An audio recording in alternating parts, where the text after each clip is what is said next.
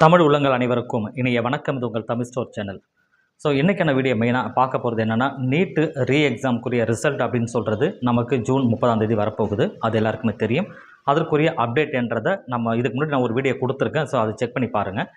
அடுத்த அப்டேட் என்னன்றதையும் அடுத்தடுத்த வீடியோவில் உங்களுக்கு சொல்கிறேன். ஸோ இன்றைக்கி பார்க்க போகிற மெயினான விஷயமே என்னென்னா, அந்த ரீ எக்ஸாம் ஓவராலாக எல்லா மாணவர்களுக்கும் அந்த ரீ எக்ஸாம் அப்படின்றது வருமா? இப்போ வந்து பார்த்திங்கன்னா, நமக்கு ஒரு குறிப்பிட்ட மாணவர்களுக்கு மட்டும் அந்த கிரேஸ் மதிப்பெண் யாராருக்கெல்லாம் கொடுத்தாங்க, கிரேஸ் மார்க் அப்படின்றது யாராருக்கெல்லாம் கொடுத்தாங்களோ அவங்களுக்கு மட்டும் நீட்டோடைய ரீ எக்ஸாம் அப்படின்றத கொண்டு வந்தாங்க.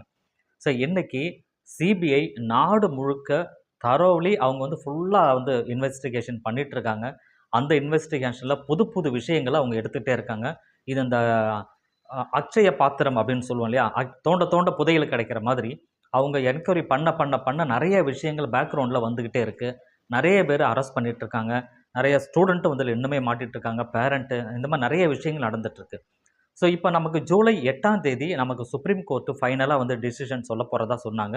அது வந்து தீர்ப்பு மட்டுமே இருக்காது எனக்கு தெரிஞ்சு. அவங்க என்ன பண்ணுவாங்கன்னா, இருக்கிற சின்ன சின்ன கோர்ட் எல்லாத்துக்குமே எல்லா ஸ்டேட்டில் இருக்கிற ஹை கோர்ட்டில் நடந்த எல்லா கேஸையுமே எடுத்து வச்சு ஒன்றா வந்து அவங்க பார்க்க போகிறாங்க ஜூலை 8 அதற்கு பிறகு அந்த நீட்டோட அந்த ஸ்கேம் பிரச்சனை எப்படி ட்ராவல் ஆகுது, இந்த இன்வெஸ்டிகேஷன் ரிப்போர்ட்லாம் என்ன சொல்ல போகிறாங்க, இதை என்டிஏ வந்து என்ன முடிவு எடுத்திருக்காங்க அப்படின்றதெல்லாம் வந்து நமக்கு வந்து ஜூலை 8 அப்புறம் கண்டிப்பாக தெரிய வரும்.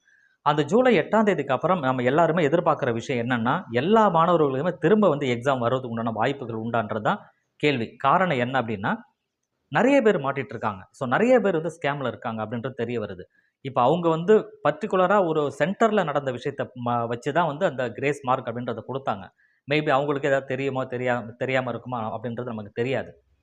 எது எப்படி இருந்தாலுமே இப்போ பாதிப்புகள் அதிகமாக இருக்குது. நிறைய பேர் அரெஸ்ட் ஆகுறாங்க. நிறைய மாநிலங்களில் குஜராத், ராஜஸ்தான், மத்திய பிரதேஷ் எல்லா இடத்துலையுமே வந்து அந்த நீட் ஸ்கேம் அப்படின்ற பிரச்சனை ஓடிட்டுருக்கு.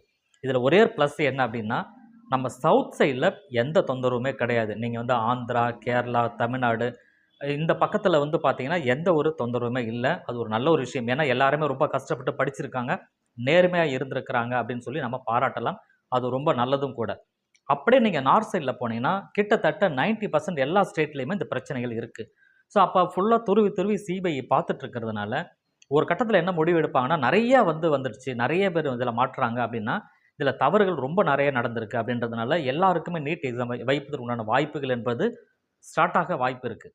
ஆனால் இதில் ஒரு விஷயம் பார்க்கணும். என்னுடைய கருத்து என்ன அப்படின்னா, ஓவராலாக நீங்கள் எல்லாத்துக்குமே நீட் எக்ஸாம் அப்படின்னு சப்போஸ் எல்லாருக்கும் நீட் எக்ஸாம் வைக்கிறதுக்கு பிளான் கொண்டு வந்தாங்க அப்படின்னா, அதை வந்து நார்த்துக்கு மட்டும், நார்த்தில் இருக்கிற எல்லா ஸ்டேட்டுக்குமே வச்சுட்டு சவுத்தில் இருக்கிற எந்த ஸ்டேட்டுமே நீங்கள் வைக்காமல் இருந்தாவே நல்லது தான். காரணம் என்ன அப்படின்னா, சவுத்தில் எந்த பிரச்சனையுமே கிடையாது. இப்போ தமிழ்நாட்டுக்கு நீட் ரீ எக்ஸாம் கொண்டு வர்றதோ, கேரளாவுக்கோ, கர்நாடகாவுக்கோ, ஆந்திராவுக்கோலாம் கொண்டு வர வேண்டிய அவசியம் இல்லை. இங்கே பிரச்சனையும் கிடையாது. சரிங்களா?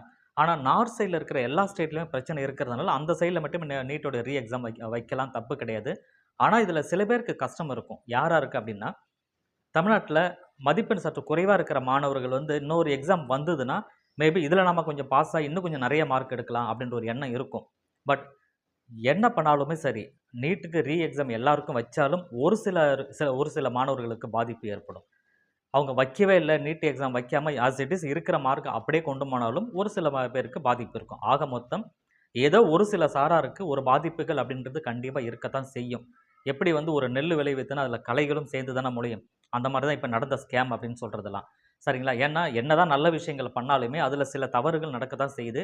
ஒவ்வொரு வருஷமும் நடந்துட்டு தான் இருக்குது. இது வந்து போதாகாரமாக இப்போ அதிகமாக வெடிச்சிருக்கு. காரணம் என்னென்னா, ஒரே டைமில் நிறைய மாணவர்கள் வந்து அதிக மதிப்பெண் எடுத்தது தான் இதற்கு காரணமாக இருக்குது. அது 720க்கு 720ன்றது 68 பேர் 67 பேர் ஒரே டைமில் எடுத்ததுனால தான் இந்த சிக்கல் எல்லாருக்குமே தெரிய வந்தது. இல்லைன்னா அதுவும் தெரிஞ்சிருக்காது. நார்மலாக உங்களுக்கு தெரியும், 24 லட்சம் பேர் 23 லட்சம் பேர் எழுதினாலுமே அதில் வந்து பார்த்தீங்கன்னா 5 மாணவர்கள் 7 மாணவர்களுக்குள்ள தான் அந்த 720 அப்படின்றது எடுப்பாங்க. ஆனால் இந்த வாட்டி ரொம்ப அதிகமாக எடுத்ததுனால சந்தேகங்கள் வலுப்பெற்று நிறைய என்கொயரி பண்ணாங்க. இதில் நிறைய விஷயங்களை மாட்டினாங்க. பீகாரில் சொல்லவே தேவையில்லை, குஜராத்லேயும் சொல்லவே தேவையில்லை, மிகப்பெரிய அளவில் ஸ்கேம் அப்படின்றது நடந்தது. ஸோ ஃபைனலாக நம்ம தெரிஞ்சுக்க வேண்டியது, நீட் ரீ எக்ஸாம் வந்ததுன்னா எல்லாருமே ப்ரிப்பேராக இருக்கணும். ஸோ மாணவர்களை சொல்கிற விஷயம் அதுதான். இது தேவையில்லை அப்படின்னு நினைக்கக்கூடாது. ஒன்று, அப்போ நீட் எக்ஸாமை வைக்கலைன்னா இருக்கிற மதிப்பெண்ணை வச்சு கவுன்சிலிங்கில் நீங்கள் பார்ட்டிசிபேட் பண்ணலாம். சரிங்களா? இது வந்து ஒரு பக்கம்.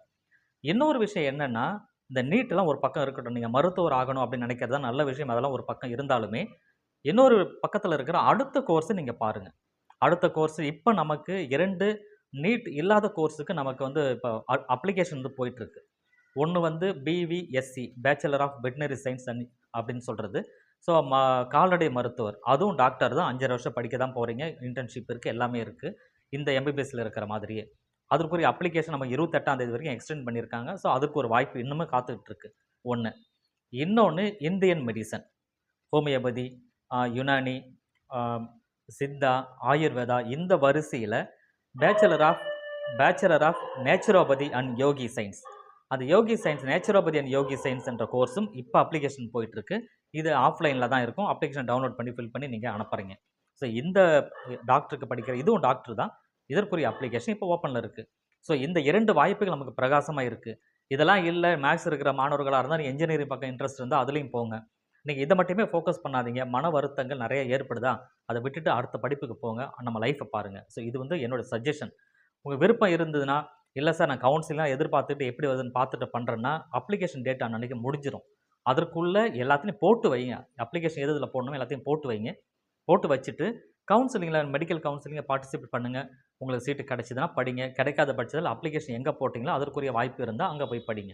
ஸோ நேரங்கள், காலங்கள் என்றைக்குமே வேஸ்ட் ஆகக்கூடாது. ஸோ காலம் பொன் போன்றது அப்படின்னு சொல்லுவாங்க. ரொம்ப முக்கியமானது. ஏன்னா திரும்ப ஒரு வருஷம் போச்சுன்னா திரும்ப அந்த வருஷம் வரப்போகிறது கிடையாது.